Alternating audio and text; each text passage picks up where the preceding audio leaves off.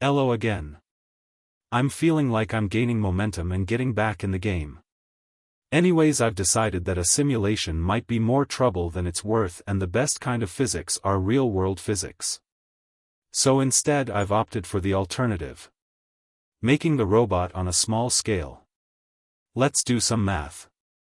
The way this works is we make the small model and then scale it up using the square-cubes law. The principle of the square-cubes law is that the mass will scale up at higher rate than the surface area. I've written down an example of how this works. Feel free to pause the video if you'd like to take your time and read it. I've been talking to Hannah Dev and that's given me some encouragement. I was quick to assume he ghosted me.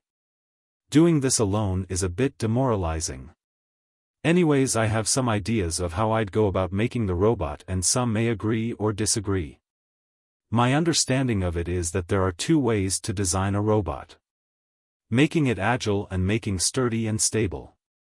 Making it agile requires more complexity regarding the control system in order to keep it stable, whereas strategically calculating the weight distribution can lessen the need for a complex control system, although it ought to still be there. Another area where people might disagree is in the fact that isn't the robot logic being within the robot. It should be in the computer instead and accessed via the Wi-Fi or the cloud. But the cloud oftentimes has restrictions on what's allowed. I've already demonstrated a rough example of me talking to the head which used Wi-Fi as an API for the Python code. Since then I've improved the code and ported it from Bash into Python so it runs faster. Now let's get to the subject at hand, the weight distribution. I've often seen videos and posts saying FreeCAD is harder to use than the alternatives. But for me it's the other way around. I should be using something like Onshape or SolidWorks, but they don't feel as intuitive to me. By the way, did you know that FreeCAD has add-ons such as gears, 3D printing aid and screws with threading? So I can get by mushing primitives together without doing much drafting. It remains to be seen if that's sustainable. For calculating the weight distribution I will be using Omni Calculator. Then I can measure the distance of each mass with the measuring tool.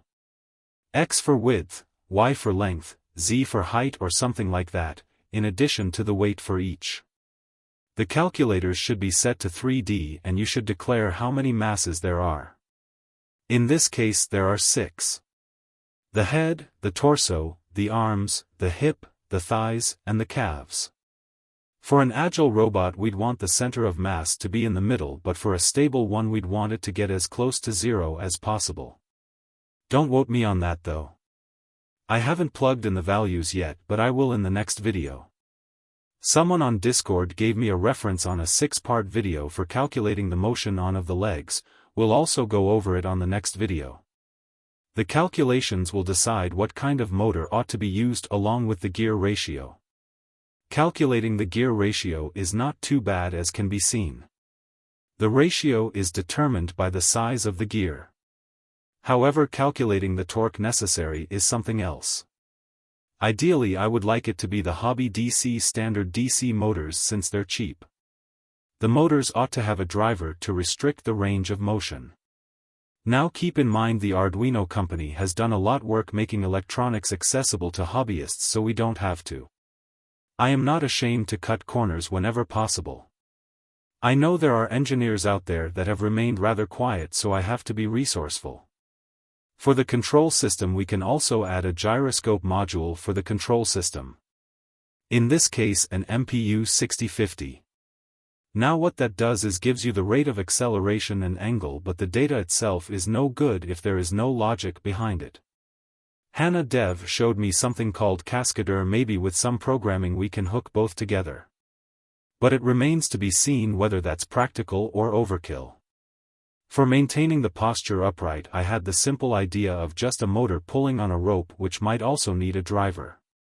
Maybe adding some vertebrae for aesthetic reasons so it can bend to the contours of the skin. Let me know what you think on the comments section below, and there's some references on the video description. That's it for now, see you next time.